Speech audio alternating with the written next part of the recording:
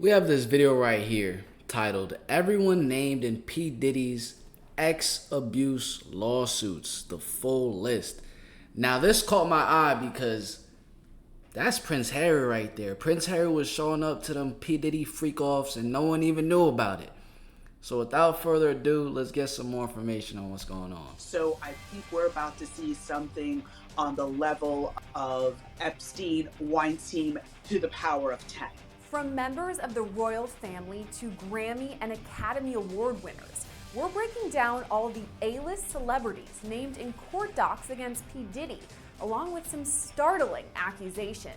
I mean, first of all, that entire filing was just gasp-worthy. I'm not seeing a scenario where he can escape liability, criminal liability.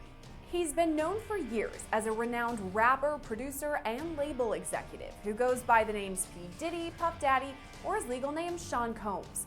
Whatever name you want to call him, he's no stranger to legal troubles. Just this week, both Diddy's homes in Miami and Los Angeles were raided by Homeland Security. According to former prosecutor Melba Pearson, they're likely looking for some specific evidence. The feds are doing raids at 3 different homes of P. Diddy, including his homes in California, in Florida, and in New York.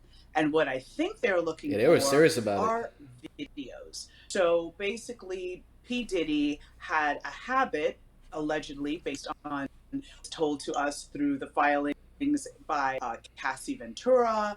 They have all said that he had a habit of liking to video either him abusing other people or forcing other people to abuse each other for his pleasure, and would record all of that.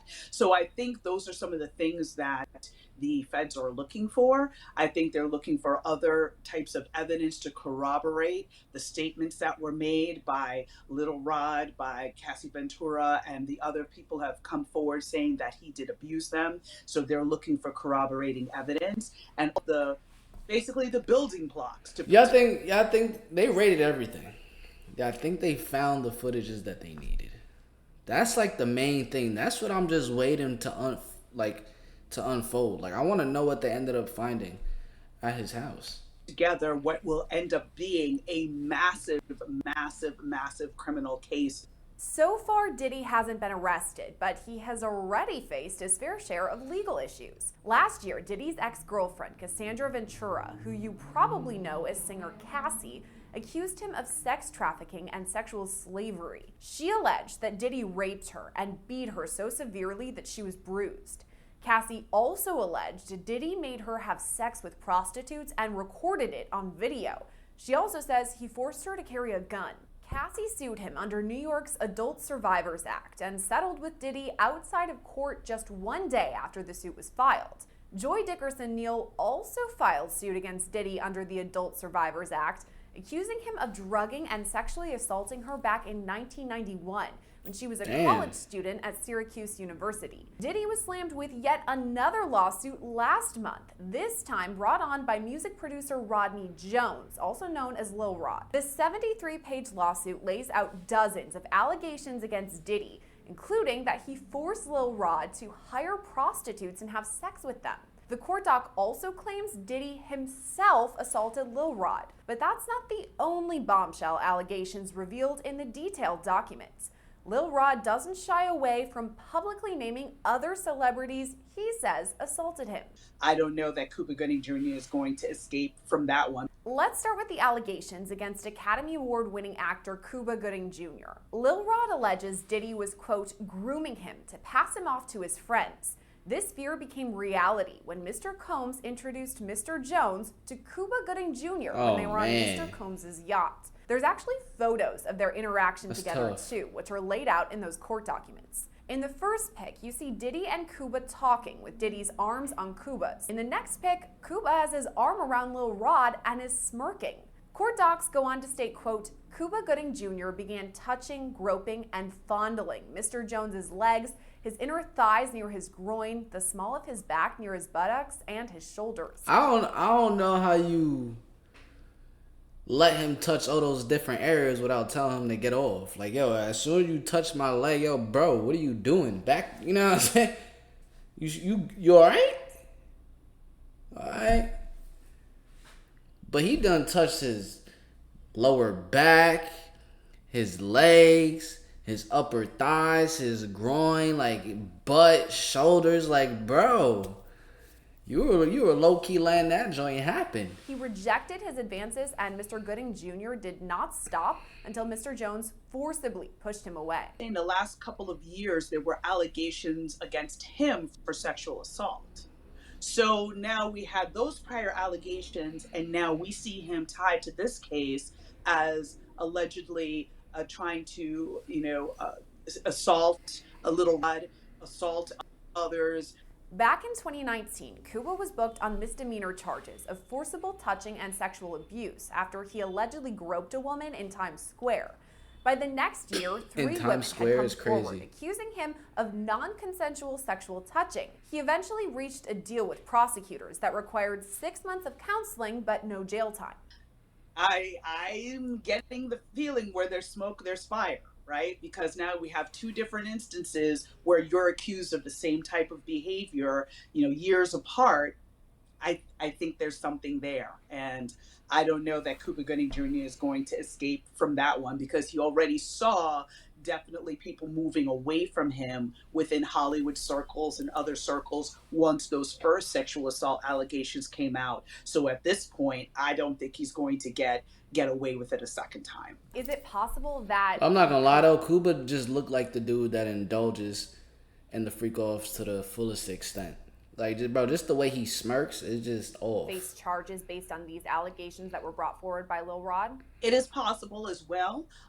Again, we've got the statute of limitations issue to deal with. So depending on the time frame of when this happened is, again, the Adult Survivors Act, which was the vehicle where many of these lawsuits came out, many of these civil lawsuits came out, there was a finite amount of time for those suits to be filed. The time frame is going to be very, very important. What witnesses come forward, because again, this may not be a situation where DNA may be at play.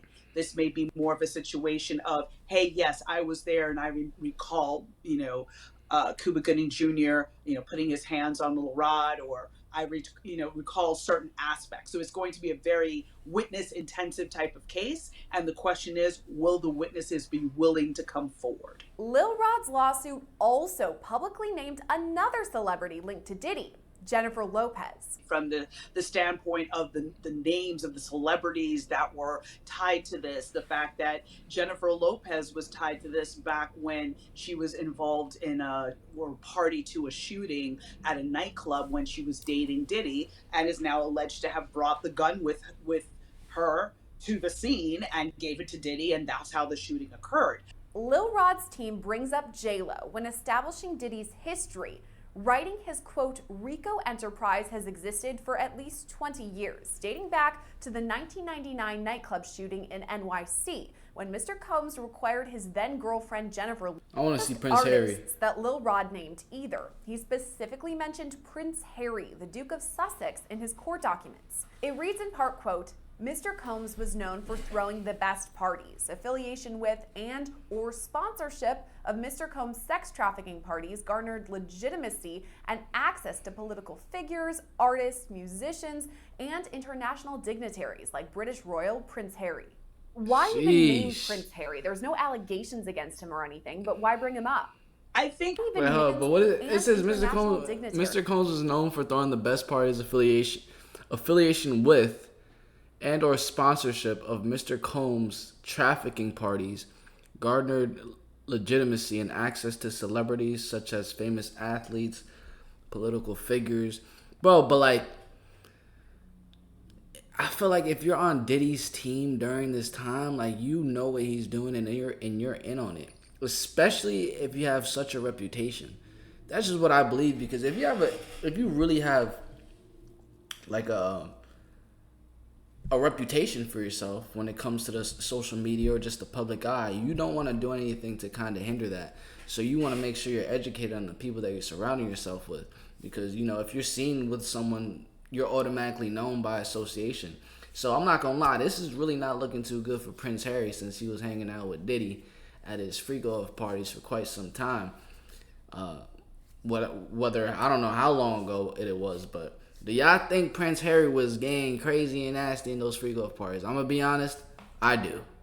The reason being, even forget his name, Prince Harry. This dude is a human being, also. You know what I'm saying? I feel like people may look at him as if, he's some. I don't know. How do people really look at Prince Harry? Like, I barely know the dude, but I know he's probably like held at a very, very high regard for since he's in the British royal family. But what do y'all think? Y'all think he was doing that crazy stuff at the parties? Like British royal Prince Harry. Why even name Prince Harry? There's no allegations against him or anything, but why bring him up? I think it may have been a move to bring more credibility to the filing and say that, basically he being Diddy, was using his fame, fortune, and influence to insulate himself. So he was able to legitimize some of the activities he was doing by having these lavish parties, bringing all these A-list celebrities, but somewhere in a back room or somewhere in another wing, horrible things were happening. So the fact that Prince Harry was there does not necessarily mean he was participating in what was happening. And just because you were at a party doesn't mean you know what's happening in every inch of the house. I mean, if you think about it, if the party's being thrown in a mansion, there are various floors and wings. So it is completely possible that he was there and did not participate. Now, if you had said Prince Andrew, especially as a result of the allegations that came out in connection with the Epstein case, that they were close and that they traveled together. But to be at a P. Diddy party and not know what really goes on is kind of... I mean, how likely really is that? I feel like people that haven't even been to a P. Diddy party knows what's going on, because everyone that's at the P. Diddy parties knows what's going on and they talk about it. There was a person that alleged that he had sexually assaulted her while she was underage. That would be a different story. But Prince Harry and the way that it was mentioned seemed to be very, again, just sort of trying to bring legitimacy and talk about these were the people that Diddy surrounded himself by to protect himself. So Prince Harry has no formal accusations against him, but the name association could cause damage to his reputation.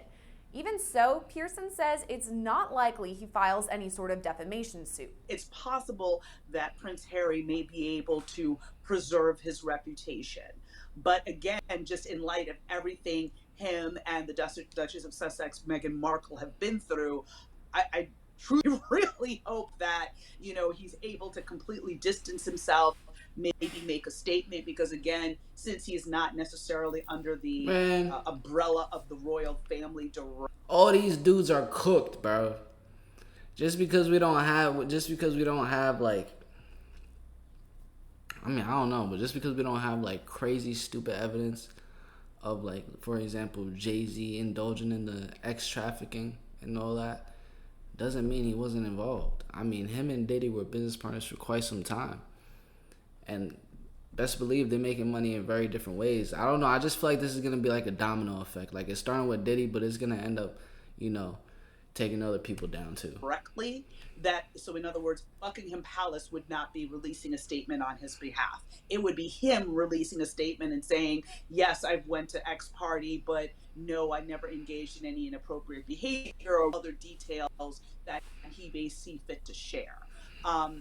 So that's going to be, we're going to have to wait and see on that one. But again, since it was such a minuscule mention in the greater context of this filing, he may be okay.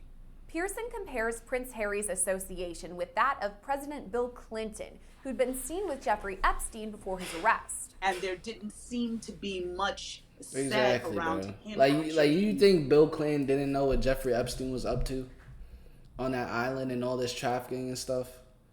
Like, come on, Bill Clinton was in on it with him. He knew exactly what's going on.